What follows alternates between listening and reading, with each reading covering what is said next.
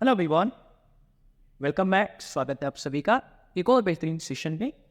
जैसा कि आप देख रहे हैं कि आज हम लोग एडजेक्टिव की बहुत इंपॉर्टेंट फैक्टर के बारे में बात करने वाले हैं, जिस पर कई बार क्वेश्चन बनते हैं और कंफ्यूज कर देते हैं। वो ना हमारे ग्रामर के सेक्शन में हमको बहुत कंफ्यूज कर देते हैं सम और एनी के यूज को लेकर। कहाँ पर हमको सम यूज करना चाहिए, कहाँ पर हमको एनी यूज करना चाहिए, ना क्या पर्टिकुलर रोल्स होंगे उनके, कैसे हम उनको डिफरेंशिएट करेंगे। सम यहाँ पर आना चाहिए, यहाँ पर नहीं आना चाहिए। उन पॉइंट्स पर आज के सेशन में हम लोग बात करने वाले हैं, तो वीडियो के अंतिम तक बने रहिए ताकि आपको पूरी जानकारी मिल सके और एग्जाम में आए हैं क्वेश्चन आपको गलत ना हो। आइए शुरू करते हैं सम और एनी में क्या जानकारी है। देखते हैं एक एक करके सारे facts some and A.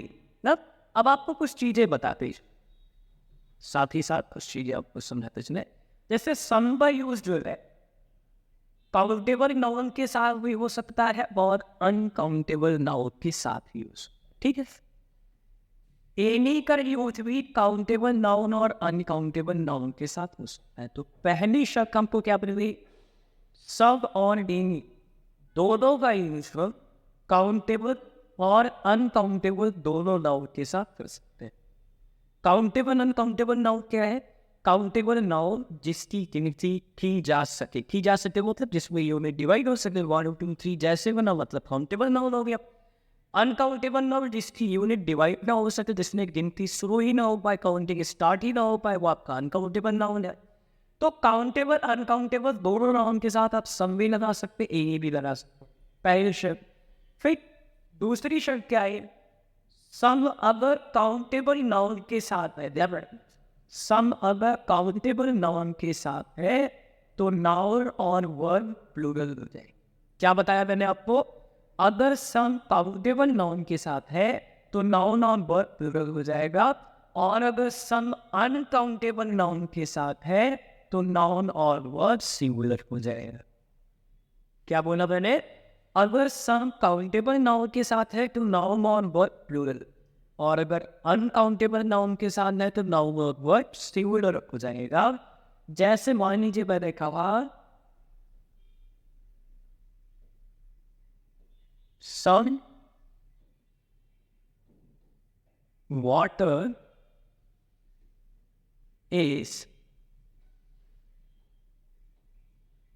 Spread here, the some water is spread here. अब सम के बाद आया वाटर के अनकाउंटेबल, तो वाटर भी आपने सिंगुलर लिखा और इस भी आपने क्या लिखा, सिंगुलर लिखा ना। लेकिन अगर ये लिखा होता सम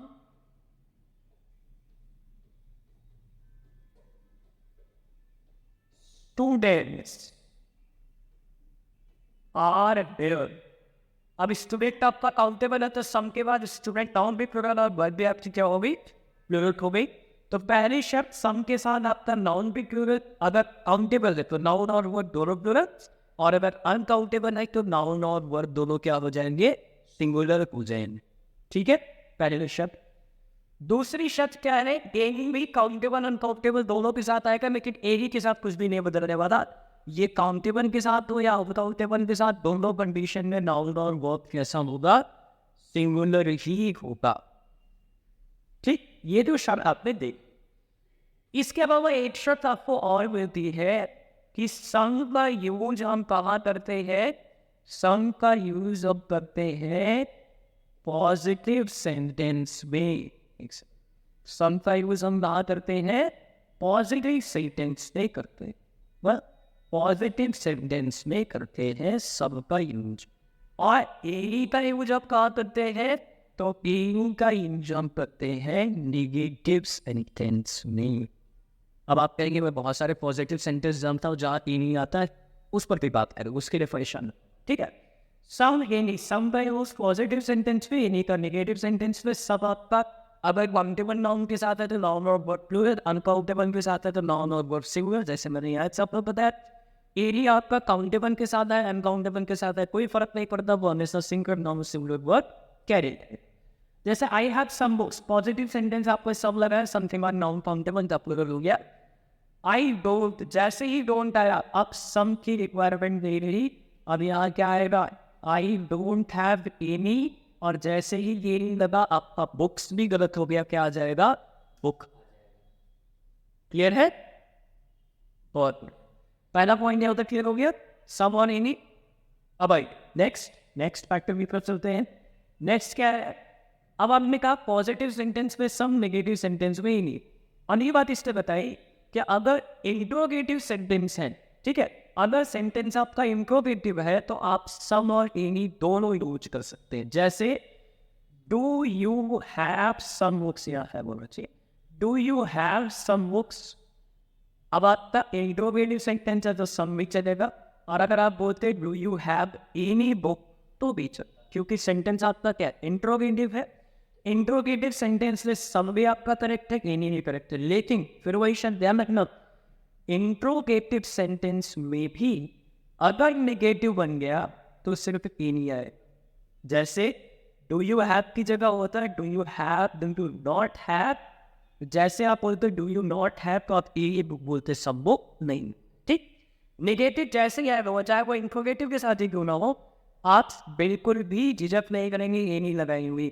अब आप कह रहे थे ना पॉजिटिव सेंटेंस में मैंने देखा कि ये नहीं लगता, देख तो ये अगर आपका इंट्रोगेटिव सेंटेंस पॉजिटिव है तो आप ये नहीं लगा सकते, सम और एनी दोनों आपके करेक्ट है। इसके अलावा भी और कुछ जगह नेगेटिव भी आपको आगे चर्चा करें। और इंट्रोगेटिव सेंटेंस के साथ एक शर्त और आपकी वजह से, वो क्या है, if interrogative sentence contains a request और proposal only some can be. अगर आपके इंट्रोगेटिव सेंटेंस में रिक्वेस्ट आ जाए, प्रपोजल आ जाए तो सिर्फ सम लगाएंगे, एनी नहीं लगाएंगे। अब आप रिक्वेस्ट या प्रपोजल के लिए क्या जा रहे हुए, अगर आपकी सेंटेंस की स्टार्टिंग शुरुआत वुड से हो जाए, कुड से हो जाए और माइट से हो जाए, किससे हो जाए, वुड से हो जाए, कुड से हो जाए, माइट से हो जाए स्टार्टिंग सेंटेंस की, तो समझ लीजिए सेंटेंस आपका रिक्वेस्ट या प्रपोजल लिखा है। Would you have some coffee, अब यहाँ तेरी गलत कर देंगे, क्यों, क्योंकि वुड जैसे ही आ रहा इसका मतलब प्रपोजल या रिक्वेस्ट है। प्रपोजल या रिक्वेस्ट है तो अक्सर किसका यूज होगा, सब का यूज होगा, एनी का यूज नहीं होगा। ये पॉइंट ध्यान रखना, तब एनी का यूज नहीं हो सकता, सम का, इस कंडीशन। क्लियर हो गया पॉइंट। अब आई नेक्स्ट एक और पॉइंट दे देंगे। एनी चूंकि नेगेटिव सेंटेंस में आता है, कुछ ऐसे एडवर्ब है जो नेगेटिव सेंस जनरेट करते हैं, उनके साथ भी एनी लगाना पड़ता है। कौन से, hardly, scarcely, rarely, बेयरली, few, little, seldom, ये कुछ ऐसे वर्ड है जो सेंटेंस में नेगेटिव सेंस जनरेट करते हैं। क्योंकि ये सेंटेंस में नेगेटिव सेंस जनरेट करते हैं, इसलिए इनके साथ एनी का यूज होना चाहिए, सम का यूज नहीं होना चाहिए। जैसे he hardly does some work, इसकी जगह सही यूज क्या होगा, he hardly does any work, क्योंकि हार्डली आपका नेगेटिव सेंस जनरेट कर रहा है। ही स्पेल्डम, सेल्डम जैसे सेंस नेगेटिव हो गया, सम की जगह आपने क्या लगा दिया, any. He seldom makes any excuse. Clear हो गया यहाँ पर। हार्डली, स्टार्टली, rarely, very few, little, seldom अगर आपके सेंटेंस में है, आप एनी का यूज करेंगे, सम का यूज नहीं करेंगे, ठीक। अनेक पॉइंट और समझ लीजिए इसके साथ साथ क्या कह रहा है कि नो और एनी, नो और एनी को एक साथ सेंटेंस में यूज नहीं करते। क्यों यूज नहीं करते हैं, क्योंकि नो और एनी दोनों ही आपके एक ही फैमिली से बिलोंग करते हैं, वो है एडजेक्टिव, ठीक। दोनों ही एडजेक्टिव की फैमिली से बिलोंग करते हैं। अब इनके साथ एक कंडीशन है, इन दोनों के साथ ये अपने तुरंत बाद आने वाले वर्ड को क्वालिफाई करने लगते हैं, ठीक। अगर नो एनी एक साथ, अगर इसने लिखा I have no anybody, तो नो अपने तुरंत बाद आने वाले वर्ड को क्वालिफाई करेगा। तुरंत बाद आने वाला वर्ड क्या है, एडजेक्टिव। अब आपने पूरी ग्रामर में कहीं पढ़ा है an adjective can qualify another adjective, कभी नहीं पढ़ेंगे आप। एडजेक्टिव एडजेक्टिव को क्वालिफाई नहीं कर सकता, एडजेक्टिव एडवर्ब को क्वालिफाई करेगा, ठीक है। अब आप ये नहीं बोल सकते I are no any money, इसीलिए आपका रूल आया कि अगर आपकी सेंटेंस में एक एडजेक्टिव नो और एनी एक साथ आ जाए तो वो गलत हो जाएंगे। आप नो के साथ या तो एनी मतलब आएंगे, अगर आपको निगेटिव लिखना है तो आप नॉट या नेवर के साथ एनी लगाइए, क्योंकि नॉट और नेवर आपकी एडवर्ब की फैमिली से बिलोंग करते हैं। और एडवर्ब के बारे में आप पढ़ते हैं कि an adverb can modify an adjective.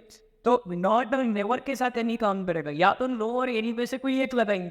लेकिन अगर आपको नेगेटिव सेंस बनाना ही है, आप नॉट नेवर के साथ एनी लगाएंगे, नो के साथ एनी नहीं लगाएंगे, क्योंकि दोनों एक ही कैटेगरी के हैं, एक ही फैमिली से बिलोंग करते हैं और अपने जस्ट बाद आने वाले वर्ड को क्वालिफाई करना शुरू कर देते हैं। क्लियर है बात? अब जैसे आपने लिखा I have no any money, तो या तो देखिए आई हैव नो मनी, या फिर आप लिखिए I have not any money, या तो आप लिख दीजिए आई हैव नो मनी। ठीक, यही याद आप दीजिए। अगर यही रखना है तो आप लिखिए I have not any money, तब सेंटेंस बनेगा। I have no seen this type of, no seen नहीं होगा, आई हैव नॉट सीन हो जाए। ठीक, I have not seen this type of man in my life. क्यों?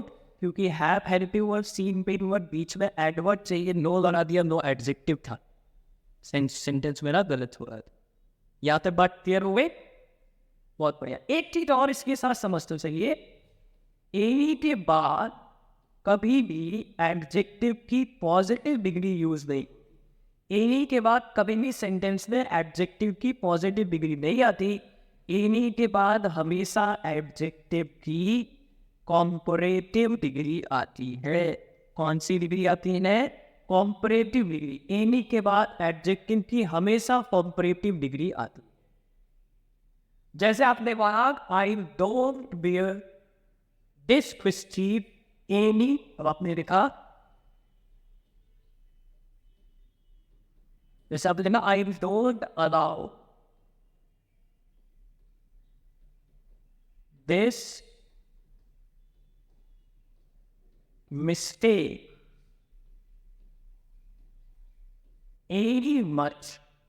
अगर आप ये सेंटेंस लिख रहे हैं तो सेंटेंस गलत हो जाता। आई डोंट अलाउ दिस मिस्टेक, जैसे ही एनी आया, एनी के साथ एडजेक्टिव की कौन सी डिग्री हो जाती है? कॉम्परेटिव। यानी सेंटेंस बनेगा आई don't allow this mistake any more, any much नहीं, एनी मोर हो जाए ना। जैसे आप कहते हैं ना, do you have any better idea, do you have any good idea नहीं बोलते, आप क्या बोलते हैं? Do you have any better idea. Any के बाद हमेशा कौन सी डिग्री आती है? कॉम्परेटिव डिग्री आती है। तो उम्मीद है कि ये जो इन्फॉर्मेशन आज आपको मिली, ये इन्फॉर्मेशन आपके लिए बेनिफिशियल होगी। आपको इस इन्फॉर्मेशन से फायदा जरूर होगा। जब भी आप ग्रामर के क्वेश्चन बनाएंगे, सम मीनिंग से रिलेटेड क्वेश्चन आएंगे, कि ये वीडियो आपके लिए हेल्पफुल होगा और आपको समझ में आएगा कैसे मुझे डिफरेंशिएट करना है, कब मुझे सम लगाना है और कब मुझे एनी लगना है ना। ऐसे इन्फॉर्मेशन के साथ इन्फॉर्मेशन के लिए जुड़े रहिए। मिलते हैं फिर अगले सेशन में। तब तक के लिए स्वस्थ रहिए, मस्त रहिए, हंसते मुस्कुराते रहिए। Thank you so much. Best of luck.